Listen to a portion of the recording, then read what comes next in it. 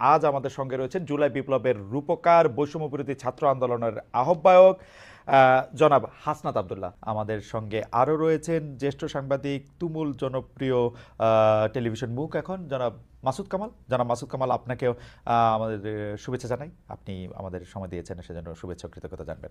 আমি আমি আমি একটি প্রশ্ন দিয়ে আসলে প্রথমে আপনাদের দুজনের কাছ থেকে জানতে চাই।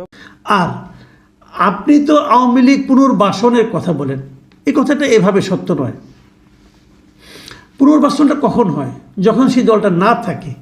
আওয়ামী লীগকে দেশকে নিষিদ্ধ কোনো দল এই সরকারকে আওয়ামী লীগকে নিষিদ্ধ করেছে? আমি গত দুদিন এনসিপি যে একজন নেতা হাসনাত আবদুল্লাহ, উনি সেনানিবাসে কারো একজনের সঙ্গে দেখা করে একটা স্ট্যাটাস দিয়েছিলেন, সেটা নিয়ে কথা বলেছিলাম। তারপর সেই স্ট্যাটাসের উপর ভিত্তি করে এনসিপির আরেকজন নেতা সার্জিস আলম, তিনিও কিছু লীলকা কথাবার্তা বলেছেন এবং ওনার অনেক কথা হাসনাত আবদুল্লাহর এগেনস্টে বলেছেন। আবার এ নিয়ে এনসিপির আরও দুইজন নেতা, মানে মোটামুটি উচ্চ পর্যায়ের নেতা, আব্দুল হান্নান মাসুদ এবং নাসিরুদ্দিন পাটোয়ারি, তারাও কিছু কথা বলেছেন। এই সব মিলে এখন কিন্তু একটা জটিল অবস্থা তৈরি হয়েছে এবং এসব নিয়ে গত দুদিন আমি একাধিক কন্টেন্ট করেছি। আমি এখানে কতগুলি কথা বলি, আমি কিন্তু এই কথাটা আমিও বলেছি যে সেনাবাহিনীর ভূমিকা কিন্তু বিভিন্ন সময় বিভিন্ন রকম ছিল। আমি এই প্রসঙ্গটা এবারের প্রসঙ্গে বলতে গিয়ে বলেছিলাম যে এই যে গত কয়েক বছর যে নির্বাচনটা হয়েছিল, তখন এই সেনাবাহিনী ছিল।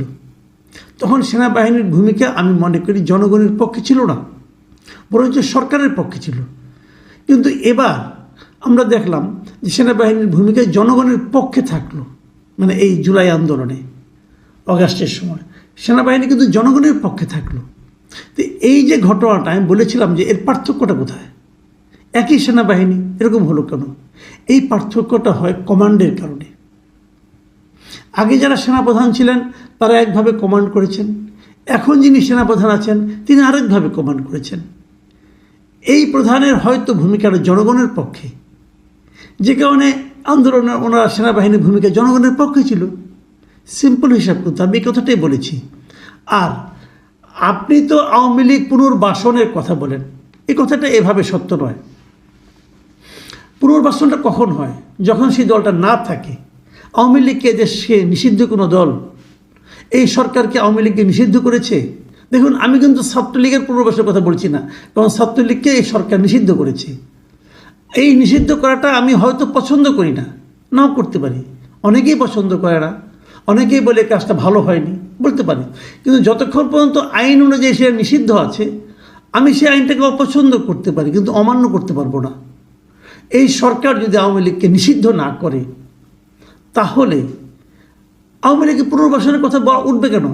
আওয়ামী লীগ তো ভেরি মাছ আছে এই দেশে এখনো। আপনি আওয়ামী লীগকে নিষিদ্ধ চান, সরকারকে বলুন নিষিদ্ধ করতে, সরকারকে বলুন। যতক্ষণ পর্যন্ত সরকার নিষিদ্ধ না করবে ততক্ষণ পর্যন্ত আপনি এটা বলতে পারবেন না এটা বৈধ দল। এবং আপনার সরকার, যে সরকারকে আপনি ওন করেন, সেই সরকার তো আপনাকে ওন করে না, সেই সরকার তো আপনার কথা শুনে আওয়ামী লীগকে নিষিদ্ধ করছে না। এই দৌড় যদি কারো থাকে, সরকারের আছে। এবং প্রধান উপদেষ্টা বলেছেন যে তারা আওয়ামী লীগকে নিষিদ্ধ করতে চান না। কই, এটা নিয়ে তো আপনারা কোনো আপত্তি করেন না। আমার কথা নিয়ে আপত্তি কেন? আমি তো বরং ডক্টর ইউনূস যে বলেছেন সেই কথাটা বলছি। আপনি যদি ডক্টর ইউনূসকে সমালোচনা না করেন, যদি ইউনূসের প্রতিবাদ না করেন, তাহলে আমার কথা প্রতিবাদ আপনি কেন করবেন ভাই? আমি তো ছোট মানুষ, আমি তো বলি আমি ইউনূসের কথারই প্রতিধ্বনি করেছি মাত্র। দেশে আরও বড় বড় আন্দোলন হয়েছে, সেখানেও ছাত্ররা বড় ভূমিকা রেখেছিল, কিন্তু ছাত্ররা আবার পড়াশোনায় ফিরে গিয়েছিল, নিজেদের কাজে ফিরে গিয়েছিল। আর এদেরকে সরকারে বসিয়ে অতিরিক্ত হাইলাইট করে তাদেরকে ধ্বংসের দ্বার প্রান্তে নিয়ে যাওয়া হয়েছে। তাদের অনেকেই দুর্নীতির বরপুত্রে পরিণত হয়েছে। তাদের আত্মীয় স্বজনরা আরও এক ধাপ এগিয়ে উপরি নিয়ে অন্যের ফাইল চালাচালিতে বদলিতে ব্যস্ত। এভাবে তারা অল্প বয়সের দুর্বলতায় আক্রান্ত। কেউ পরিণতিটা বুঝতেই পারছে না যে দেশের স্কুল, কলেজ, বিশ্ববিদ্যালয়ের ছাত্ররা আর পড়াশোনায় মনোযোগী নয়। তারা এইসব দল আন্দোলন করতে, থানায় ঘুরতেই পছন্দ করছে। তারা জানে না তাদের ভবিষ্যৎ কতটা অন্ধকার। দেখুন, এই কথাটা কিন্তু অনেক গার্জিয়ান, অনেক অভিভাবকই আমাকেও এই কথাটা বলেছেন, আমি নিজেও কিন্তু এভাবে অনেক জায়গায় বলেছি। প্রথমত, উপদেষ্টা হওয়ার কোনো রকম প্রত্যক্ষ অথবা পরোক্ষ ইচ্ছা আমার কখনো ছিল না, এখনও নেই, আগামীতেও থাকবে না। এই বিষয়টা আমি বহুবার পরিষ্কার করেছি, আজ আবারও বললাম, এবং আগামীতে আপনাদেরকে বলে রাখি, আগামীতে কখনো কোনো দিন আপনারা যদি আমাকে দেখেন যে আমি সরকারের কোনো লাভজনক পদে বেতনভুক্ত কোনো দায়িত্ব নিয়ে গিয়েছি, সেদিন আপনারা আমার নামে বাসায় একটা কুকুর পেলেন ভাই। আর কি বলবো, আমি কখনো এই কাজ করব না। আমি আজীবন সাংবাদিক এবং মৃত্যুর আগের দিন পর্যন্ত সাংবাদিকই থাকতে চাই। এবং আপনারা যদি বেঁচে থাকেন, যতদিন আমি বাঁচব, দেখবেন আপনাদের মধ্যে দলীয় ঐক্যটা আপনারা আগে স্থির করুন। আপনারা যদি শুরুতে এরকম নিজেরা কাদা ছোড়াছড়ি করেন, তাহলে আপনাদের সম্পর্কে এই দেশের মানুষ কি ভাববে? আপনারা একটা নতুন দল, আপনারা তো মানুষের মধ্যে কোনো আস্থার কোনো নমুনা দেখাতে পাচ্ছেন না। এটাই আমি বলেছি ভাই। আরেকটা কথা ওনাকে বলছি, ভাই মানুষকে সম্মান দিয়ে কথা বলুন না। এই যে তুমিও দায়ী, তুইও দায়ী, এগুলো না বললে ভালো হয়, তাই না? আপনি আজকে আমাকে বললেন, হয়তো আপনাকে কালকে 10 জন লোক বলবে, শুনতে ভালো লাগবে। একটু সম্মান দেওয়া শিখুন। মাসুদ কামাল কি সামাজিক প্ল্যাটফর্মে আওয়ামী লীগকে নেতৃত্ব দেওয়ার চেষ্টা করছেন? তিনি কি রিফাইন্ড আওয়ামী লীগ প্রতিষ্ঠা করার চেষ্টা করছেন? তিনি কি আওয়ামী লীগের বার্তা পৌঁছে দেওয়ার জন্য যোগাযোগ মাধ্যম হিসেবে কাজ করছেন? 3টা প্রশ্ন করছেন। একটা হলো আমার ব্যাপারে ইনভেস্টিগেট করতে বলেছেন কাউকে। আমি আপনাকেই বলছি ভাই, কাউকে ইনভেস্টিগেট করা দরকার, আপনি ইনভেস্টিগেট করুন। আপনি বলুন আপনি আমার ব্যাপারে কী জানতে চান, কী ইনভেস্টিগেট করতে চান। আমি একটা ওপেন বুকের মতো।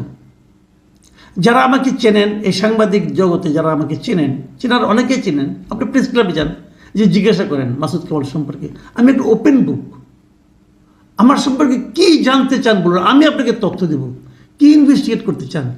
আওয়ামী লীগকে আমি নেতৃত্ব দিচ্ছি না, আমি জীবনে কোনোদিন আওয়ামী লীগকে ভোট দিইনি পর্যন্ত পাই, তাহলে আওয়ামী লীগকে আমি নেতৃত্ব দেবো কেন? আমি আওয়ামী লীগ করি না, আমি বিএনপিও করি না, আমি সাংবাদিকতা করি। জিনিসটা মাথায় রাখবেন। সাংবাদিক হিসেবে যেটা আমার করা প্রয়োজন সেটা আমি করি। কোনো দল, কোনো মানুষ ভুল করলে সমালোচনা করি, ভালো করলে প্রশংসা করি। কে ভালো করছে তার দিকে তাকাই না, কি ভালো করছে এটা তাকাই, কি মন্দ করছে এটা তাকাই, কে মন্দ করছে ওটা তাকাই না। আর যদি আমি ওপেন, আমি আপনাকে বললাম, আমার ব্যাপারে যদি ইনভেস্টিগেট করতে চান, আমার এখানে ইমেল অ্যাড্রেস দেওয়া আছে, লিখবেন, আমি আপনাকে সব ধরনের হেল্প করব। আমার ব্যাঙ্ক অ্যাকাউন্ট চান, সব ব্যাঙ্ক অ্যাকাউন্ট দিয়ে দেবো। আমার জীবন যেমন পরীক্ষা করুন, কোনো আপত্তি নাই ভাই আমার। আওয়ামী লীগের নেতা পরিবর্তন করার ক্ষমতা সেনাবাহিনীকে কে দিয়েছে, বা অন্য কাউকে? আবার পরিশোধিত? আপনি কি আওয়ামী লীগের সমর্থকদের মধ্যে একটা জনমত জরিপ করে দেখবেন? 0.00000 অনেকগুলি জিরোর পরে 1% শেখ হাসিনার বিপক্ষে যায় কিনা? 0.00 মানে একদম নগণ্য সংখ্যক, তারাও শেখ হাসিনার বিপক্ষে যাবে না। সবাই শেখ হাসিনাকেই নেতা মেনে আওয়ামী লীগ করে। তো এই যে রিফাইন্ড আওয়ামী লীগ, সেনাবাহিনীর নেতৃত্ব পরিবর্তন করতে যাচ্ছেন, এই সমস্ত অধিকার তাদের কে দিয়েছে?